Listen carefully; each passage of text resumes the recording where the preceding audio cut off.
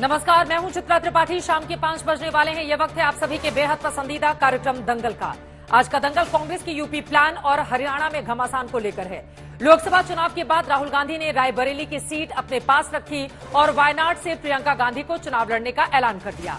राहुल गांधी और कांग्रेस लगातार बोल रहे हैं कि अब यूपी में जोर लगाने का वक्त आ गया है।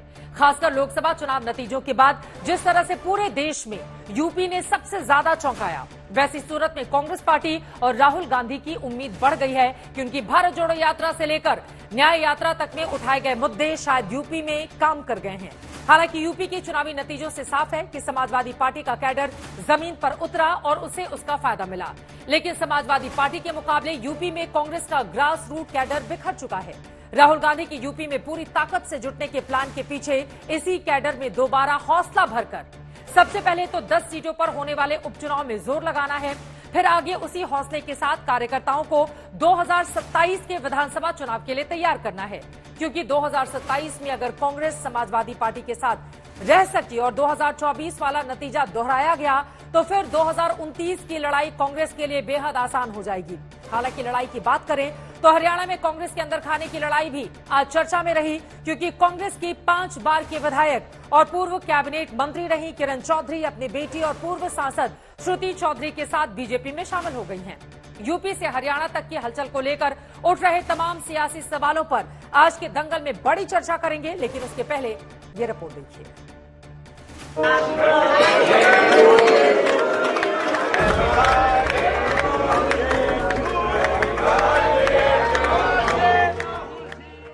19 जून को राहुल गांधी के जन्मदिन का जश्न पूरे देश में कांग्रेसी मना रहे हैं। लोकसभा चुनाव में कामयाबी के बाद ये पहला मौका है जब कांग्रेस कार्यकर्ताओं और समर्थकों में इतना उत्साह है। राहुल गांधी जैसा हो। लेकिन एक तरफ राहुल गांधी ने चुनावी जीत के बाद देश की सत्ता की सीढ़ी यानी उत्तर प्रदेश को साधने का ऐलान कर चुके हैं, तो एक दिन बाद ही हरियाणा कांग्रेस में गुटबाजी के घमासान का आरोप लगाते हुए पार्टी में टूट हो गई।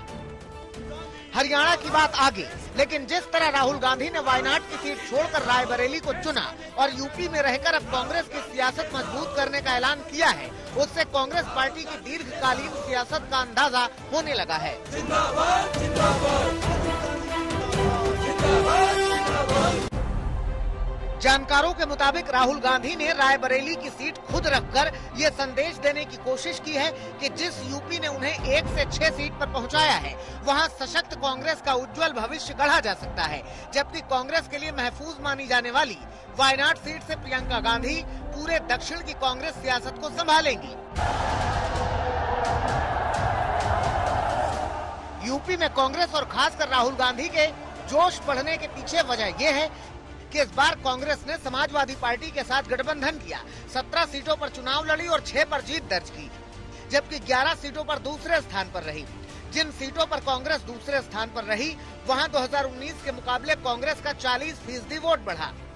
और पूरे उत्तर प्रदेश की बात की जाए तो कांग्रेस 2014 में 7.53%, 2019 में 6.36% से बढ़कर 2024 में 9.46% तक पहुंच गई है। देश का नेता कैसा हो, राहुल गांधी जैसा हो। यही नतीजे राहुल गांधी का हौसला बढ़ाते हैं और वो यूपी में और मेहनत करने को तैयार दिखते हैं। राहुल गांधी जैसा हो। अब ये भी मत सोचिए कि काम खत्म हो गया है, ये अभी काम शुरू हुआ है। और अगर देश को नया विजन देना है, उत्तर प्रदेश से ही देना होगा। राहुल गांधी के यूपी में रहने का फायदा सिर्फ यूपी को ही नहीं बल्कि पूरे उत्तर भारत में मिलने की उम्मीद है, क्योंकि जिस तरह हरियाणा जैसे प्रदेश में कांग्रेस के बढ़े जनाधार और शानदार लोकसभा नतीजों के बावजूद फूट हुई है, उसे पार्टी के स्तर पर बढ़िया संदेश नहीं जाता। जिस हरियाणा में 2019 में 0 सीट से बढ़कर कांग्रेस 2024 में 5 सीटों तक पहुंच गई, जहां 2019 के 28.51% वोट से बढ़कर कांग्रेस 43.67% तक पहुंच गई।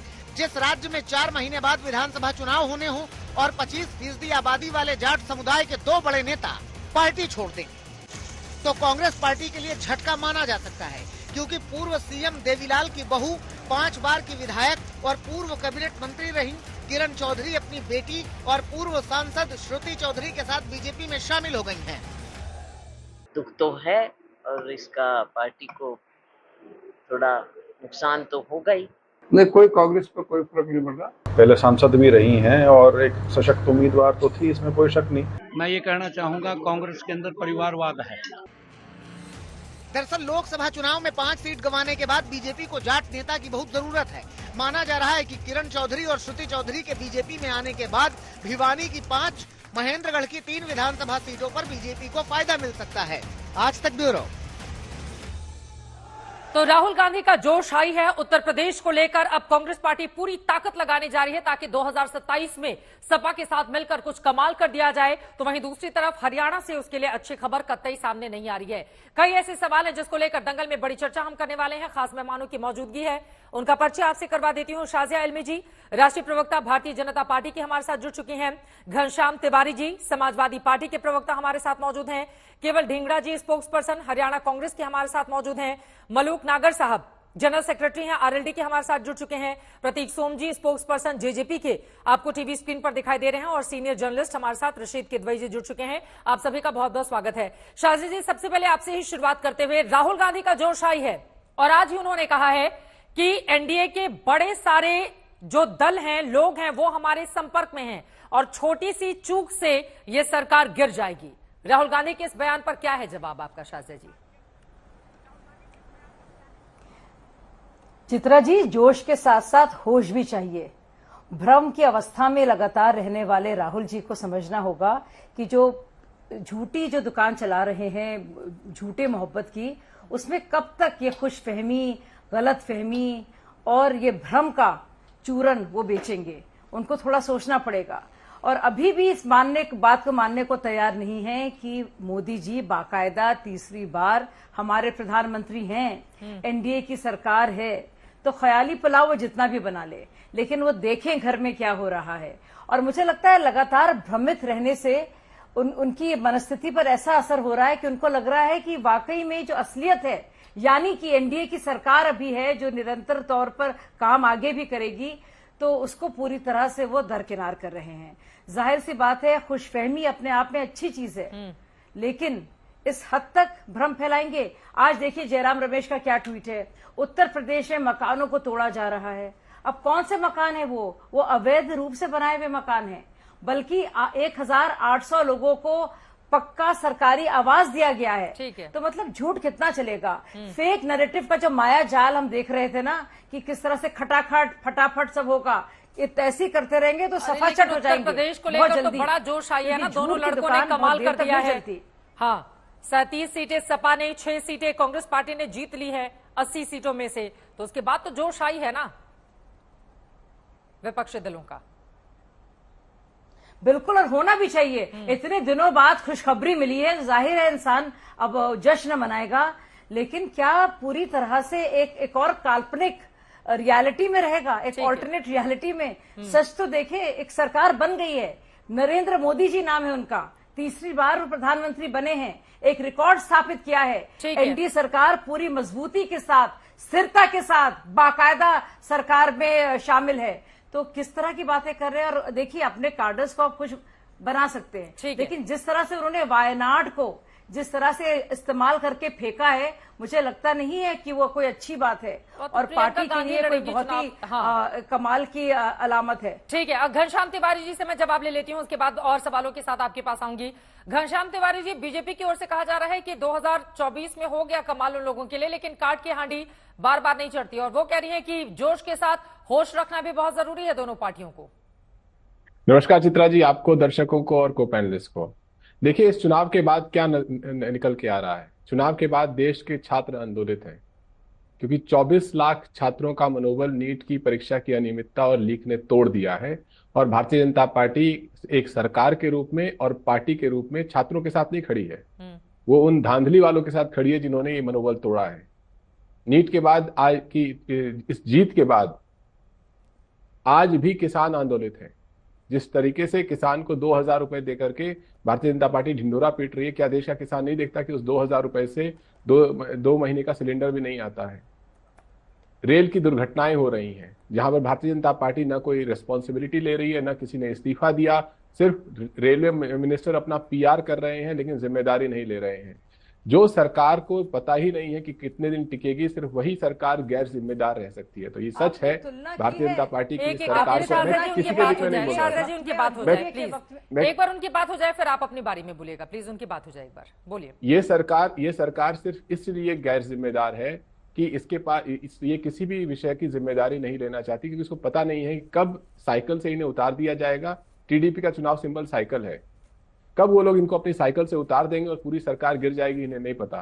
क्या कब जो नीतीश कुमार जी जिनकी तस्वीरें आई, कब उनका तीर इनके ऊपर लग जाएगा। उनके पीठ में 10 साल से एक खंजर घोंप रहे हैं। हाँ। यहाँ पे जेजेपी के प्रवक्ता हैं। जेजेपी को आप कह सकते हैं जस्ट जंग पार्टी, जिसको अभी अभी इन्होंने बिल्कुल समाधि में डाल दिया है।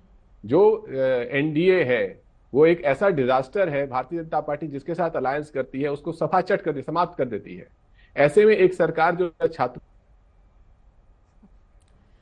किसी वजह से आपका ऑडियो ब्रेक हो रहा है, मैं फौरन आपके पास आऊंगी। शाहज़ेद जी आप जवाब दीजिएगा जल्दी जल्दी, बाकी लोगों को जेजेपी को लेकर चूंकि उन्होंने सीधे सवाल दागे हैं, इस वजह से प्रतीक सोम जी आप इस पर जवाब दे दें। वो कह रहे हैं कि समाधि में डाल दिया है बीजेपी ने जेजेपी को हरियाणा में।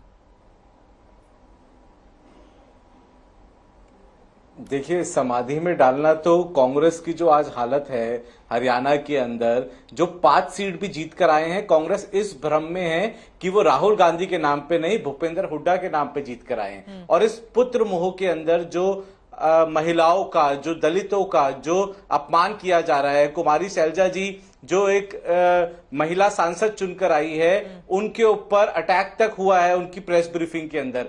जो किरण चौधरी जी ने आज रिजाइन किया है, उनकी परिवार की हरियाणा कांग्रेस के अंदर सबसे ज्यादा वफादारी रही, लेकिन पुत्र मोह के अंदर दलितों का अपमान किया जा रहा है, जो महिलाएं हैं उनकी अनदेखी करी जा रही है। सिर्फ ये सोचा जा रहा है कि आज हरियाणा में कोई नहीं, सिर्फ भूपेंद्र हुड्डा और उनके बेटे हैं। ये कहीं से भी जो ये भ्रम है, ये 2024 के चुनाव में जनता इनका तोड़ेगी। और जो ये अपमान कर रहे हैं महिलाएं और दलित, ये एक साथ मिलकर जब वोट करेंगे तो ये पुत्र मोह का जो भ्रम है वो जरूर टूटेगा। जहां तक घनश्याम तिवारी जी ये कह रहे हैं कि हमको समाधि में लगा दिया गया, ये तो आने वाले रिजल्ट बताएंगे घनश्याम जी कि किसने किसको समाधि में लगाया है। जब 2019 के चुनाव हुए थे तब भी हमारे लिए ये पता नहीं चल पा रहा है ना प्रतीक सोम जी कि कहां पे खड़े हैं।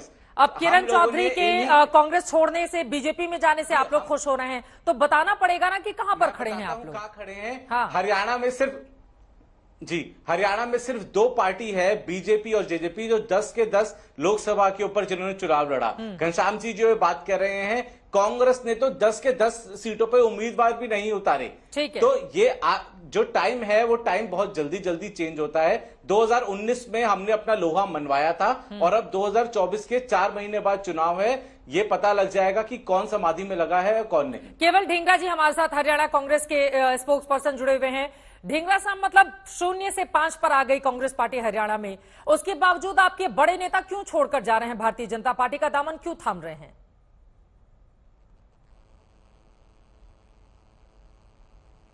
आप मुझसे पूछ रहे हैं? जी ढींगरा साहब। देखिए, मैं आपको ये कहना चाहता हूं, आज जो हालात हैं प्रदेश में, उसमें आपको मैं बात बताना चाहता हूं, क्योंकि हुआ ये है कि जो किरण चौधरी जी हैं और जो श्रुति चौधरी हैं, क्योंकि एआईसीसी का एक फरमान था, एआईसीसी ने यह कहा कि जो 2 बार हारा हुआ कैंडिडेट है उसको टिकट नहीं मिलेगी। तो सीधे शब्दों में तो उनकी टिकट जो है ऑल इंडिया कांग्रेस कमेटी की तरफ से गई। हरियाणा का तो रोल कहां है उसमें? और जहां तक ये जेजेपी के प्रवक्ता बैठे हैं, ये तो नोटा से लड़ाई लड़ रहे थे अपनी, इनका तो आधार ही कहां है? जिन्होंने नोटा के साथ लड़ाई लड़ी है वो टीवी पर बैठकर बड़े बड़े भाषण दे रहे हैं। मैं आपको कहना चाहता हूं, देखिए, जो किरण चौधरी जी हैं, इनके तार जो हैं, जिस समय राज्यसभा का चुनाव हुआ था हरियाणा के अंदर, और जो कैंडिडेट थे उस समय जो तार थे बीजेपी के साथ जुड़ चुके थे इनके, किरण चौधरी जी के, और वो कैंडिडेट को हराने का, अजय माकन जी जो हमारे कैंडिडेट थे हरियाणा में, राज्यसभा के उम्मीदवार थे, उनको हराने का काम जो है उस समय किरण चौधरी जी ने किया था। 30 कैंडिडेट थे, हमारे विधायक थे, उसमें से 29 वोट पड़ी थी। अरे एक आपकी जो वोट कुमारी नहीं शैलजा पड़ी थी, इतनी बड़ी उसको नेता है कैंसिल हरियाणा करने की, का वो काम दुखी जो है है, इस फैसले ये से। किरण चौधरी जी ने किया वो था। नहीं चाहती ये कि किरण बैठी तो चौधरी थी उधर जाए। कांग्रेस के अंदर, और यहाँ पर लेकिन किरण ये चौधरी काम ने तो जो बीजेपी आरोप के लगाए हैं, अंदर। एक बार मैं पढ़ देती आज हूँ, मुख्यमंत्री क्योंकि जो है, अगर देखिए वो पूर्व सीएम बंसीलाल के परिवार से आती हैं, आप उनको इस तरह के आरोपों से यकीनन कांग्रेस पार्टी का ये अधिकार है। लेकिन आप सुन लीजिए क्या किरण चौधरी ने कहते हुए कांग्रेस छोड़ा है। वो कह रही है, मैं कांग्रेस की कर्मठ कार्यकर्ता रही हूं, बहुत मेहनत से मैंने अपना जीवन कांग्रेस को दिया, सालों से मैं देख रही हूं कि हरियाणा के अंदर पार्टी एक व्यक्ति सेंट्रिक बनकर रह गई है, जो चाहते ही नहीं कि कांग्रेस आगे बढ़े, उन नीतियों पर चले। और लगातार इसका वो कह रहे हैं कि इन चीजों को बर्दाश्त नहीं किया जा सकता है, और कोई भी बराबर पर आने वाला हो तो उसको खत्म कर दिया जाता है। भूपेंद्र हुड्डा पर ये निशाना साध रही हैं ये बातें कहते हुए ढींगरा साहब। लेकिन शैलजा जी तो नाखुश हैं, वो इनके जाने से खुश नहीं है। टिकट का सुनिए आप मेरी बात सुनिए। टिकट काटी है एआईसीसी ने, हुड्डा साहब पे निशाना साध रहे कैसे? या तो ये सच जब बोल रहे हैं टिकट भाई एआईसीसी ने काटा है। हाँ। सुनिए बोलिए। अरे भाई सुन तो लीजिए आप। आपने बुलाया, मेरी बात सुनिए, पूरी होने दे। मैं ये कह रहा हूं, आज खट्टर साहब ने एक बात और कही है। खट्टर साहब ने कहा है ये शरीर कांग्रेस में था, इनका मन जो है वो अब बीजेपी में था। तो आप इस बात का अंदाजा लगाइए। ये तो पूर्व मुख्यमंत्री खुद कह रहे हैं आज। और ये मैं आपको बताना चाह रहा हूं, ये असल में जिस दिन से राज्यसभा का चुनाव हुआ था उसी दिन बीजेपी के साथ तार जुड़े थे। और बीजेपी यही सुनिए बीजेपी यही काम पूरे देश में करती आई है। गोवा के अंदर हुआ। 10 सेकंड दीजिए। नहीं, आप लगातार वही बात बोल रहे हैं। आप भाई साहब आप लगातार वही बात बोल रहे हैं। आप बताइए, आपने उनको बर्खास्त क्यों नहीं किया? अगर आपको लग रहा था कि राज्यसभा के चुनाव के वक्त अरे भाई इस तरह की क्रॉस वोटिंग हो रही है, तो आपने क्यों नहीं उनको बर्खास्त किया? ये बात आपने पहले क्यों नहीं कही? और या तो आप सच बोल रहे हैं या कुमारी शैलजा जी सच बोल रही हैं, क्योंकि उन्होंने कहा है बाकायदा। उनका जवाब ले लेते हैं मलूक नागर साहब। रशीद की बहुत बड़ा झटका लगा है कांग्रेस को।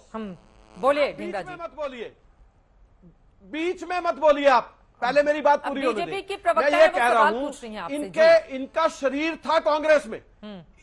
हाँ मालूम है मुझे, सुन लिया मैंने शाजिया जी का सवाल। लेकिन सुनिए, इन्होंने कहा कि उनका, खट्टर साहब कह रहे हैं शाजिया इल्मी तो हरियाणा की है नहीं ना।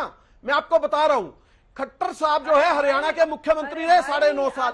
उन्होंने खुद अपने वक्तव्य से कहा है कि इनका शरीर जो है वो था कांग्रेस में, मन इनका जो था वो बीजेपी के साथ जुड़ा हुआ था। आपके पास कहां जवाब है इसका? मैं सुनिए, एक ही मिनट सुनिए, मैं एक मिनट रुके। आप मेरे 2 सवाल है। अरे रुकिए, आप रुकिए, बर्खास्त क्यों नहीं किया? आप रुकिए। मैं आप सच बोल रहे हैं या कुमारी शैलजा? इन 2 सवालों का जवाब दीजिए। सवाल आप बाद में लीजिएगा। अपनी बात को बार बार सुन। इसीलिए ये देखिए, ऐसे डिबेट नहीं होती। अपनी ही बातों में फंस क्यों? ऐसे डिबेट नहीं होती। जवाब ले लेते एक करके बोले, कैसे डिबेट होती है? ठीक है, मेरी बात पूरी होने दे। शाहजा जी आपने सवाल पूछ लिया, अब जवाब ले लेते हैं प्लीज, अब जवाब ले लेते हैं। बर्खास्त कर देते ना, ये बात तो सच है ढींगरा साहब। बोले ना आप, अगर कोई भी आपकी पार्टी के खिलाफ जा रहा है तो उसको बर्खास्त कीजिए, उसको सिर माथे पर बिठाने की क्या जरूरत है? एक सेकंड, जब उनको उनकी टिकट कटी तब वो एआईसीसी की मेंबर थी और उनको बताया गया था कि आपको टिकट नहीं मिल रही। उन्होंने उस समय रिएक्ट क्यों नहीं किया? मैं आपसे पूछता हूं, उन्होंने रिएक्ट आज क्यों किया? क्योंकि विधानसभा के चुनाव नजदीक आ गए। आपसे पूछता हूं क्यों नहीं रिएक्ट किया उन्होंने? आपको मैं ये कहता हूं, बीजेपी सरकारें तोड़ने का काम करती है। गोवा में क्या किया, अरुणाचल में क्या किया, मध्य प्रदेश में क्या किया? अरे सुनिए ना, सुनिए मध्य प्रदेश में क्या किया, राजस्थान में क्या किया? ये बीजेपी का काम है। ये बीजेपी का, सुनिए, गलत। बीजेपी का काम है सरकारें तोड़ना। शाजिया इल्मी जी, बीजेपी का काम है सरकारें तोड़ना। बीजेपी का प्रोपोगंडा है सरकारें तोड़ना। बीजेपी का प्रोपोगंडा है सरकारें तोड़ना। तिरस्कार करना कांग्रेस का काम है। बीजेपी का काम है सरकारें तोड़ना। मैं कह रहा हूं आपको, फिर ही नेताओं को बदनाम करना कांग्रेस का काम है, उनको जलील करना। आपने सारे के सारे नेताओं के साथ लगातार ही किया है। ये जो आप जलील करते हैं, ये जो आप बदनाम करते हैं, ये जो दुष्प्रचार आप करते हैं अपने ही नेताओं का, ठीक है, थोड़ा आगे बढ़ते हुए बाकी लोगों को भी चर्चा में लेकर आते हैं। ठीक है, थोड़ा आगे बढ़ते हुए हमारे साथ आरएलडी के महासचिव भी जुड़े हुए हैं। मलूक नागर साहब आपके पास आते हुए, उसके बाद किदवई जी में फौरन आपके पास आऊंगी। मलूक नागर साहब, आरएलडी को लेकर जाट वोटरों को साधने की कोशिश उत्तर प्रदेश में बीजेपी की ओर से की गई। अब उसी किरण जी को लाकर माना जा रहा है कि जाट जो 22% है हरियाणा में, जो नाराज चल रहा है भारतीय जनता पार्टी से, उसका असर भी देखा किस तरह से उसको 5 सीटों का नुकसान हुआ, उसको साधे जाने की कोशिश है। आपको लग रहा है कि इसके जरिए मिलेगी भारतीय जनता पार्टी को कामयाबी हरियाणा में? और दूसरी तरफ ढींगरा जी आरोप लगा रहे हैं कि भैया ये बीजेपी का काम ही है सरकारें तोड़ना। देखिए चित्रा जी, ये हरे रंग का पट्टा आरएलडी का नल का निशान, ये चौधरी चरण सिंह जी की विचारधारा, देश के किसानों की फसल का रंग हरा, चौधरी चरण सिंह जी के अनुयायी जो काफी दिन से थोड़ा इधर उधर थे, उनको एक प्लेटफार्म मिला है पूरे देश स्तर पे।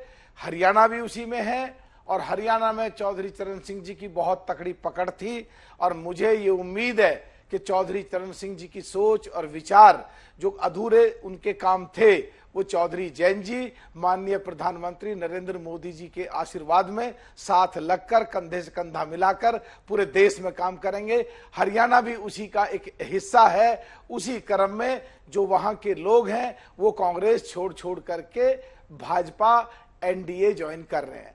अभी चित्रा जी, अभी एक परंपरा नई देखने को मिलती है। जो भी प्रवक्ता आते हैं पार्टियों के, वो सवालों का जवाब देने के बजाय आपसे सवाल पूछते हैं। खैर एनीवे, अभी आप पीछे ये कह रहे थे कि 2 लड़कों ने यूपी में कमाल करा। देखिए, एक लड़के नहीं करा, अखिलेश जी नहीं। ये तो अखिलेश जी का सहारा लेके थोड़े शुरुआत हुए और अभी तकब्बुर इतना आ गया है। चुनाव लड़े थे, 6 सीटें जीत ली है अमेठी रायबरेली समेत। आपको कांग्रेस का कमाल नहीं दिख रहा है? जी बिल्कुल।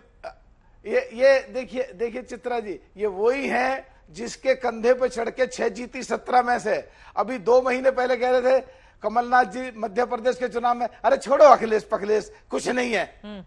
ये कहीं ना कहीं पूरा कंफ्यूजन है, आकलन सही नहीं है। कितना ही भी जोर लगा लो, कहीं कुछ होने वाला नहीं है। मैंने 5 साल लगातार देश की पार्लियामेंट में चित्रा जी बिल्कुल बराबर में बैठ के सारे नेताओं को, कांग्रेस के को देखा है, एमपी के जो कांग्रेस के एमपी उनको देखा है। किसानों के मुद्दे होते हैं, जब खुद हम लोग भी वहां पे बात कर रहे होते हैं, जूझ रहे होते हैं, अपनी बात रख रहे होते हैं। इवन भाजपा के लोग भी कुछ जो एमपी हैं वो भी सलाह दे रहे होते हैं कि इसमें अमेंडमेंट में ये कमी ऐसे करा जा सकता है। इनकी सीटें खाली पड़ी रहती हैं वहां। इनका नेता सदन कभी चीड़ी मार कहता है, तो पहले कम लोग थे ना, अब तो 99 के स्ट्रेंथ है कांग्रेस पार्टी के अकेले। मलूक साहब, पहले तो आपको कम दिखाई देते थे, अब तो 99 के साथ जा रहे हैं ना। चित्रा जी, अगर 99 है तो ये देश का भी सौभाग्य है, कांग्रेस का भी सौभाग्य है। और नहीं तो दुर्भाग्य था, देश का दुर्भाग्य था कांग्रेस का कि इनका प्रतिपक्ष नेता ही नहीं था। उसकी जो एलिजिबल कंडीशन है 10% मिनिमम पूरे हाउस के, जो 55 एमपी 54.40 जो 55 एमपी चाहिए थे, पहले में 2014 से 19 में 44 थे, फिर 52 थे। इनका नेता ही प्रतिपक्ष नहीं था। ये करेंगे क्या? अभी विपक्ष का नेता ही डिक्लेयर नहीं कर रहे। इधर से प्रधानमंत्री डिक्लेयर हो गया, सारे मंत्री डिक्लेयर हो गए, काम शुरू कर दिया, अगले 100 दिन का रोड मैप तैयार हो गया। अभी प्रतिपक्ष का नेता ही नहीं बना पाए और स्पीकर में जाके टांग फांसने की कोशिश कर रहे हैं। कोई कंफ्यूजन था क्या? आप कह रहे हैं कि इधर से प्रधानमंत्री भी डिक्लेयर हो गया?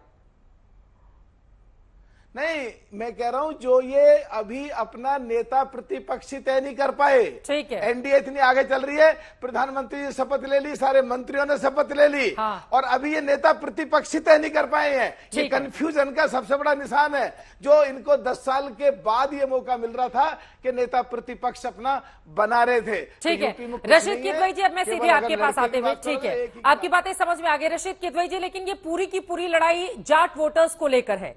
लोकसभा के चुनाव में यह माना गया है कि जाटों ने बीजेपी का साथ नहीं दिया, तो क्या यही वजह है कि जाट वोटर्स पर प्रभाव डालने के लिए, और आपको क्या लग रहा है कि इनके बीजेपी में शामिल हो जाने के बाद कांग्रेस पार्टी के लिए मुश्किलें बढ़ेंगी क्या हरियाणा में? रशीद किदवई जी।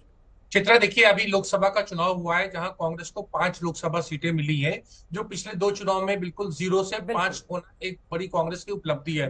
और उसका बड़ा श्रेय जो है वो भूपेंद्र हुड्डा और उनके बेटे दीपेंद्र हुड्डा जो खुद भी सांसद बने उनको जाता है। तो कांग्रेस को इसको लेकर ज्यादा चिंता नहीं है कि कोई और जाट लीडर, जिसमें किरण चौधरी भी शामिल है और उनकी बेटी, उनको टिकट नहीं मिला था। तो इस तरीके से पॉलिटिकली डिस्कार्ड कर दिया गया था उन्हें कांग्रेस से, और उन्होंने अपने उससे विवेक से दूसरा दल ज्वाइन किया है। लेकिन कांग्रेस जो है वो जाट और दलित, उनके साथ में एका जो हरियाणा की राजनीति जानते हैं वो अच्छी तरह से समझे कि वो एक साथ नहीं आते हैं। लेकिन अगर वो साथ आते हैं तो जो असेंबली का चुनाव होगा उसमें बड़ी उलटफेर होगी। चित्र मुझे समझ में नहीं आता कि भाजपा जो है वो किरण चौधरी और उनकी बेटी को लेके इतने खुश क्यों, इतने उत्साहित क्यों है? क्या वो वंशवाद को रिप्रेजेंट नहीं करते?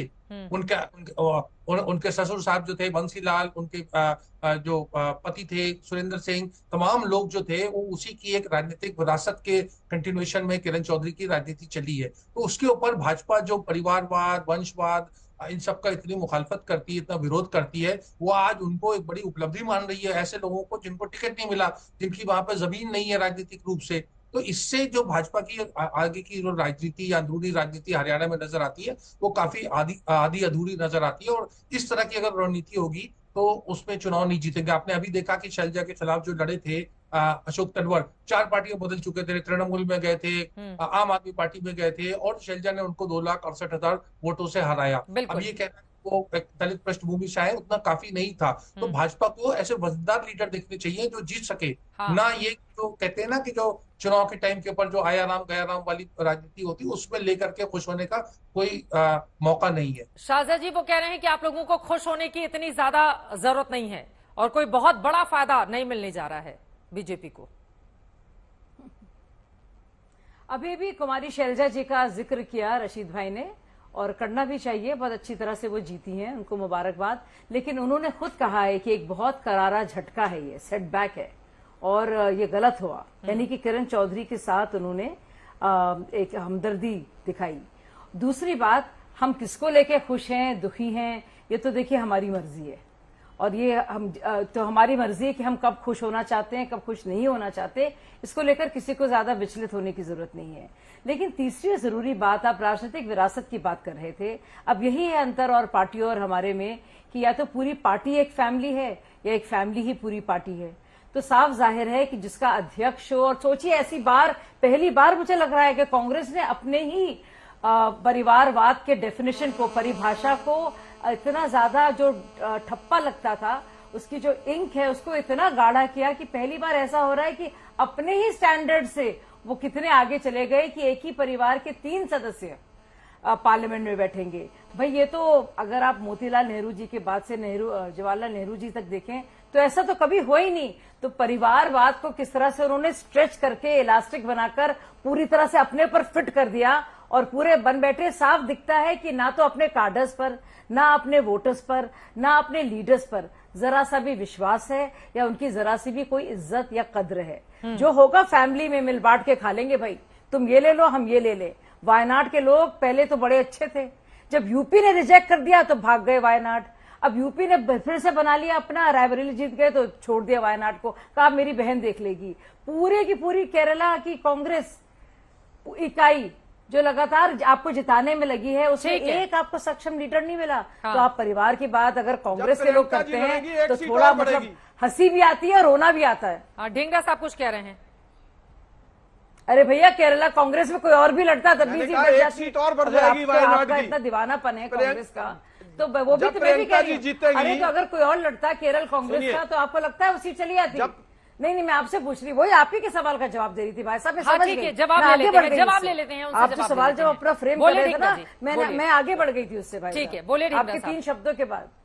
अगर केरल कांग्रेस का कोई भी फीमेल लीडर लड़ता वहां तो क्या गलत होता? आप बढ़ जाओ, लेकिन जरा सा भी पीठ पर, कांग्रेस की पीठ पर छुरा मारने वाली जो थी किरण चौधरी, उसको हरियाणा की जनता और भिवानी की जनता तो शाम की जनता भी नहीं बख्शेगी। जो कांग्रेस की रहकर, कांग्रेस के अच्छे अच्छे पदों पर रहकर कांग्रेस की पीठ पर छुरा मार के गई हैं। जब कांग्रेस दे रही थी उनको तो मंत्री बनाया, दिल्ली से जब हरियाणा आई थी राज्यसभा का टिकट दिया उनको, उसके बाद उनको एमएलए बनाया, फिर मंत्री बनाया, मंत्री बनाने के बाद उनकी बेटी को टिकट दिया, उनको एमपी बनाया। जब इतना सब कुछ हो गया, हाँ। उसके बाद वो उनके तार बीजेपी से जुड़ गए और वो बीजेपी से जुड़ करके कांग्रेस की पीठ में, कांग्रेस पार्टी की पीठ में आरोप लगा के जा रही है ना, एक व्यक्ति की तानाशाही से परेशान हो गई थी। अब मैं आ रही हूँ घनश्याम तिवारी जी, फौरन आ रही हूँ। दरअसल एक आज महत्वपूर्ण तस्वीर आई है। देखिए गठबंधन की पॉलिटिक्स किस तरह से आगे बढ़ी है। हरियाणा का जिक्र हो रहा था, हरियाणा में कांग्रेस 9 सीटों पर लड़ी है, 1 सीट पर आम आदमी पार्टी लड़ी है, ये बिल्कुल बात सच है। लेकिन गठबंधन की पॉलिटिक्स कैसे आगे बढ़ी है, जिसको लेकर राहुल गांधी उत्तर प्रदेश को लेकर बेहद उत्साहित है, तो अखिलेश यादव महाराष्ट्र और हरियाणा दोनों ही राज्यों में जहां विधानसभा के चुनाव होने हैं वहां पर कांग्रेस पार्टी से सीटें चाहते हैं। अभी तक ये जानकारी निकलकर सामने आ रही है, जैसा कि हमने मध्य प्रदेश विधानसभा चुनाव के दौरान देखा था। हालांकि उस समय दोनों के रास्ते अलग हो गए थे, लेकिन इस बार अखिलेश यादव अपनी पार्टी को राष्ट्रीय दर्जा दिलाने के लिए अलग अलग राज्यों में समाजवादी पार्टी के पैर पसारने चाहते हैं। घनश्याम जी मैं आऊंगी, लेकिन उसके पहले एक तस्वीर दिखा देते हैं। ये तस्वीर आ जाई है सामने बिहार से, जहां पर मुख्यमंत्री नीतीश कुमार, प्रधानमंत्री नरेंद्र मोदी मंच पर बैठे हुए थे। राजगीर में नालंदा विश्वविद्यालय के खंडहर को देखा, कैंपस का उद्घाटन किया। उसके बाद आप देखिए ये दिलचस्प वाकया, मुख्यमंत्री नीतीश कुमार मंच पर अचानक प्रधानमंत्री नरेंद्र मोदी का हाथ पकड़कर कुछ देखने लगे। पीएम ने मुस्कुराते हुए उनसे बातचीत की और उसके बाद मुस्कुराते हुए नीतीश कुमार ने भी कुछ यहां पर कहा। अब उनका हाथ देख रहे थे, हाथों की रेखा देख रहे थे, उंगली देखकर कुछ भविष्य बता रहे हैं। ये तो समझना बेहद मुश्किल है, लेकिन हाल में हमने देखा है बिहार के सीएम नीतीश कुमार का अलग अलग रूप किस तरह से निकलकर सामने आया है। ये मंच की तस्वीरें, पीछे जो एसपीजी और पीएमओ के लोग बैठे हुए थे वो भी थोड़ी देर के लिए देखने लगे और हैरान रह गए कि नीतीश कुमार अब क्या बताना चाह रहे हैं। लेकिन देखिए कैसे हौले से हाथ पकड़ा, उसके बाद अपने हाथों में रखा और फिर उनकी उंगली देखकर कुछ टिप्पणी यहां पर नीतीश कुमार की ओर से की गई, जिसके बाद प्रधानमंत्री भी मुस्कुराने लगे और फिर नीतीश कुमार भी मुस्कुराने लगे। अब यहां पर दोनों के बीच क्या बातचीत हुई है ये तो यही दोनों लोग ज्यादा बेहतर जान पाएंगे, लेकिन ये तस्वीरें सोशल मीडिया पर बहुत ज्यादा वायरल हैं। इसके पहले हमने देखा था 3 तस्वीरें, ये देखिए, एक तरफ आज पीएम का हाथ देखा, दूसरी तरफ कल की तस्वीर आपको दिखा रहे हैं जब नीतीश कुमार पुराने अंदाज में नजर आए। स्वतंत्रता सेनानी भूपेंद्र मंडल को श्रद्धांजलि देने के लिए बिहार विधानसभा परिसर पहुंचे हुए थे। यहां पर उन्होंने मंत्री अशोक चौधरी और उप मुख्यमंत्री विजय सिन्हा के सिर को आपस में टकरा दिया। दरअसल एक के सिर पर तिलक लगा हुआ था, दूसरे के सिर पर नहीं लगा हुआ था, तो नीतीश कुमार ने दोनों के सिर पर तिलक लगाने की कोशिश की। है दूसरी तस्वीर, और प्रधानमंत्री के जब पहुंच हुए वो तस्वीर भी आपके सामने है। 7 जून को जब एनडीए की बैठक हो रही थी, संसदीय दल का नेता नरेंद्र मोदी को चुना गया था, 17 नेताओं ने भाषण दिया था। उसी दौरान नीतीश कुमार अपना भाषण समाप्त करके आते हैं और फिर प्रधानमंत्री नरेंद्र मोदी के पांव छू लेते हैं। ये नीतीश कुमार का अलग अंदाज है। अब इसके जरिए बीजेपी खुश हो सकती है कि देखिए दोस्ती कितनी मजबूत है, तो वहीं दूसरी तरफ विरोधी दल इस बात को लेकर अक्सर नीतीश कुमार को लेकर बीजेपी पर सवाल खड़े करते रहते हैं कि भैया ज्यादा दिनों तक नीतीश कुमार कम से कम बीजेपी के साथ नहीं बने रहेंगे। घनश्याम जी आप कुछ बोलना चाह रहे थे, आप बोल लीजिए, उसके बाद मैं बाकी लोगों के पास जाऊंगी। देखिए नीतीश कुमार ये बताना चाहते हैं कि फेविकोल का मजबूत जोड़ है, ये कभी टूटेगा नहीं, और अलग अलग तस्वीरों के जरिए भी ये बातें निकलकर सामने आई हैं। घनश्याम जी देखिए, अगर फेविकॉल कंपनी नीतीश कुमार जी को अपना ब्रांड एम्बेसडर बना ले तो उसका सेल घट जाएगा, मैं कह सकता हूं। लेकिन जिस तरह की तस्वीरें आप दिखा रही हैं, इस तरह की तस्वीरें जब सामने आती हैं तो अक्सर नीतीश जी के स्वास्थ्य को लेकर के मीडिया में भी कयास लगाए जाते हैं। मैंने उनके साथ 6 साल काम किया है, बड़ा सम्मान करता हूं। उससे चिंता भी होती है क्योंकि वो इस तरह के नेता नहीं है, वो इस तरह के नेता नहीं है जो इस तरह की तस्वीरों में दिखाई देते हैं। वो बहुत सम्मानित नेता हैं और अपनी दूरी, अपना संयम और अपना कद हमेशा बनाकर चलते हैं। मैं जो मुख्य बातें कह रहा था, भारतीय जनता पार्टी के 4 चतुर्भुज हैं जो चारों फेल कर रहे हैं। पहला चतुर्भुज है मोदी जी का नेतृत्व, जो कि बिल्कुल फेल कर गया, क्योंकि मोदी जी को देश के युवाओं से, किसानों से, बेटियों से, रोजमर्रा के मुद्दों से कोई लेना देना नहीं है। ये चुनाव में पता चल गया, चुनाव के बाद भी पता चल रहा है। दूसरा जो चतुर्भुज है वो है इनका तोड़ मोड़ का राजनीति, जो आप हरियाणा में भी देख रहे हैं। देश की जनता ने इसे रिजेक्ट कर दिया है। देश की जनता जानती है कि चंदालो धंधालो वाली पार्टी, 13,000 करोड़ जमा करने वाली पार्टी इसी माध्यम से तोड़फोड़ करती है और ये इससे जनता के मुद्दे सॉल्व नहीं होते। तीसरा जो इनका चतुर्भुज है वो है हर तरीके से मीडिया और पार्लियामेंट को दबाओ। इस बार अखिलेश यादव जी के करिश्माई नेतृत्व और उनके शानदार व्यक्तित्व के चलते, उनके युवाओं से कनेक्ट के चलते, किसानों से कनेक्ट के चलते, जिस तरीके से समाजवादी पार्टी संसद में मजबूती से खड़ी रहेगी और इंडिया अलायंस के तमाम दल खड़े रहेंगे, संसद की आवाज दबाई नहीं जाएगी। और मुझे लगता है कि जब संसद की आवाज नहीं दबती तो पूरे देश में चाहे मीडिया हो, सिविल सोसाइटी हो, आम नागरिक हो, उसकी आवाज दबाई नहीं जा सकती। तो यहां पर भारतीय जनता पार्टी फेल करेगी। और चौथा इनका जो चतुर्भुज है वो ये है कि लोगों को गुमराह करो। जब अयोध्या में भगवान राम ने इनको रिजेक्ट कर दिया तो उससे पूरे देश में संदेश गया कि जो भारतीय जनता पार्टी और आरएसएस पूरे देश में राम भक्ति का सर्टिफिकेट, नकली सर्टिफिकेट व्हाट्सएप यूनिवर्सिटी का बांटती थी। कई बार टीवी चैनल में मुझे कहा गया कि आप राम भक्त नहीं है, किसी और को कहा गया ये सर्टिफिकेट जाली है। इस देश में भगवान राम के नाम का सर्टिफिकेट बांटने का अथॉरिटी ना आरएसएस को है, न भारतीय जनता पार्टी को है, न उनके चाटुकारों को है। ये अयोध्या की जनता ने बताया है। और क्योंकि ये इनकी नफरत की राजनीति फेल हो रही है। श्याम जी, आपके मुंह से तो कम से कम ये बातें ठीक नहीं लगती है ना, लेकिन जो आपने आरोप लगाया, शाजिद जी जवाब देंगे, उसके बाद में बाकी लोगों के पास आऊंगी। देखिए, मुझे लगता है अपनी बात को रखने का एक तरीका होता है और मुझे हमेशा लगता है कि तहजीब के साथ अपनी बात को रखना चाहिए। तो जिस शब्दों का आप इस्तेमाल कर रहे हैं घनश्याम जी, वो गलत है। मुझे लगता नहीं आपको ऐसा कहना चाहिए। हम सब लोग जिस पार्टी के साथ होते हैं पूरी तरह से प्रतिबद्ध होते हैं और हमें उस पार्टी से प्यार होता है। तो अगर आप हम लोगों को इस तरह के शब्दों से हमारा आपके लिए नहीं कहा था, मैंने कहा था एक तबका है जो कि भारतीय जनता पार्टी, दूसरी भारतीय जनता पार्टी की हिमायत करने के लिए मैं प्रवक्ताओं की बात नहीं कर रहा हूं, मीडिया की बात कर रहा हूं, मैं उनकी बात कर रहा हूं जो बिना घनश्याम जी, देखिए घनश्याम जी, हमारी पार्टी की हिमायत समझ रही है, आपके बारे में नहीं कह रहा था।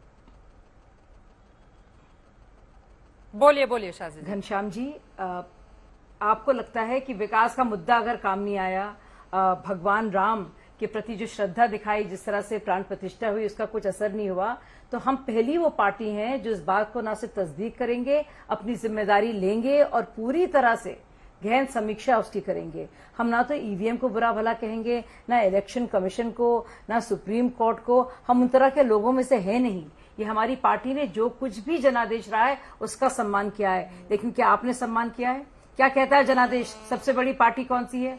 सबसे बड़ा अलायंस कौन सा है? कौन है अभी देश का पीएम? आपने सम्मान किया है? जनादेश ये कहता है। आप कहते हैं फेल हो गई। कैसे फेल हो गई? पूरे गठबंधन जो आपका है उससे बढ़कर सिर्फ हमारी पार्टी की सीटें आई हैं, तो कैसे फेल हो गई?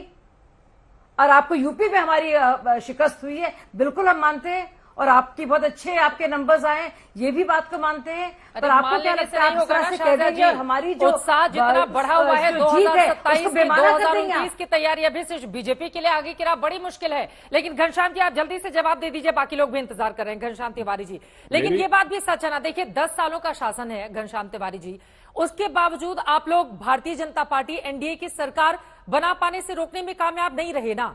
पटना से ही मैंने जाकर कवर किया था, जब वहां से पूरे जोशो खरोश के साथ इंडिया गठबंधन, उस समय नाम नहीं दिया गया था लेकिन अस्तित्व में आया था, और उसके बाद लगा कि इस बार न जाने क्या कमाल हो जाएगा। लेकिन उसके बावजूद आप देखें, आप बहुत पीछे रह गए।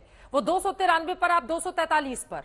तो ये बड़ा फर्क तो है ना घनश्याम तिवारी जी? बिल्कुल भी बड़ा फर्क नहीं है। मैं बड़ी जिम्मेदारी से कहता हूं, जिसमें लोगों के मतभेद हो सकते हैं, कि इस चुनाव में भारतीय जनता पार्टी ने प्रशासनिक तंत्र का और मीडिया तंत्र का जो दुरुपयोग किया है वो हमारे लोकतंत्र के लिए एक कलंक है।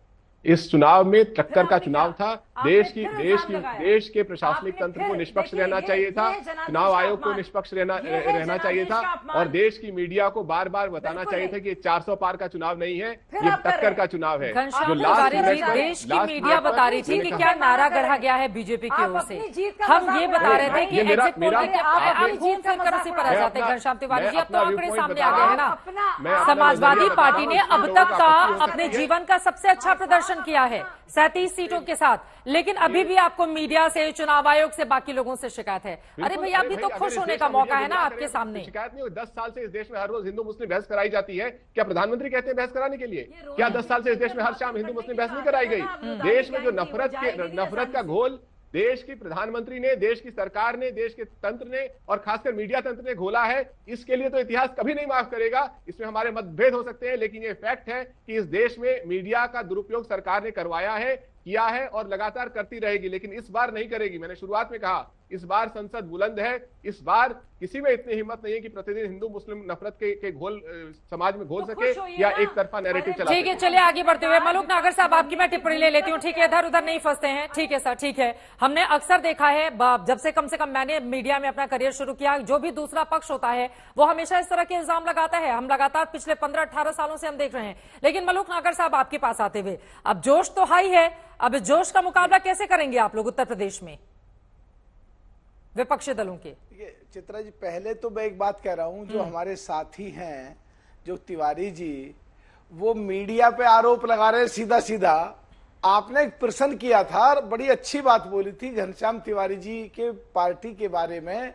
मेरा बड़ा अच्छा है तिवारी जी से कि क्या हरियाणा और दूसरे प्रदेशों में समाजवादी पार्टी के नेता जो पैर फैला रहे हैं और अपने आप को राष्ट्रीय पार्टी कर रहे हैं, हाँ। तो क्या ये डिमांड रखेंगे जो इन्होंने जिंदा कर दिया कांग्रेस को उत्तर प्रदेश में, या कांग्रेस फिर इनके साथ वही करेगी मध्य प्रदेश की तरह? हटाओ अखिलेश पखलेश। बोलिए घनश्याम तिवारी जी, 2 लाइन में जल्दी से आप बता दीजिए।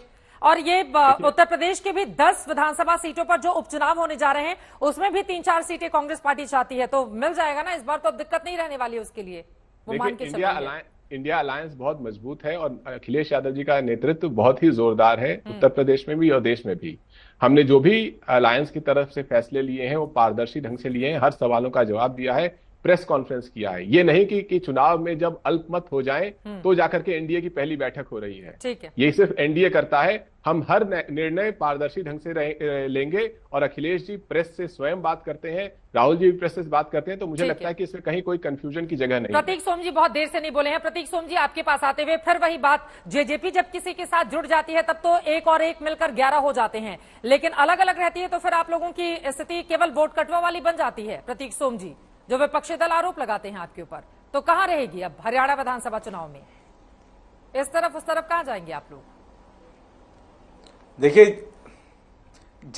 जेजेपी के पास कम से कम रीढ़ थी कि वो 10 की 10 सीटों पर लड़ी, और आज ये जो कांग्रेस के प्रवक्ता चीजें बोल रहे हैं, मैं इनको एक्सपोज करना चाहता हूं, 2 मिनट दीजिएगा।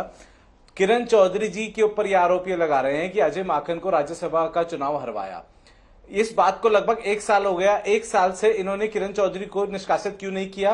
उसके बाद वो सोनिया गांधी जी से भी मिलकर आई, तो क्या भूपेंद्र हुड्डा को यही नहीं पता कि किरण चौधरी जी उनकी सेंट्रल लीडरशिप के पास जा रही है? जो गठबंधन की आप बात कर रहे हैं, 9 सीटों पे कांग्रेस लड़ी, 1 सीट पे आम आदमी पार्टी लड़ी।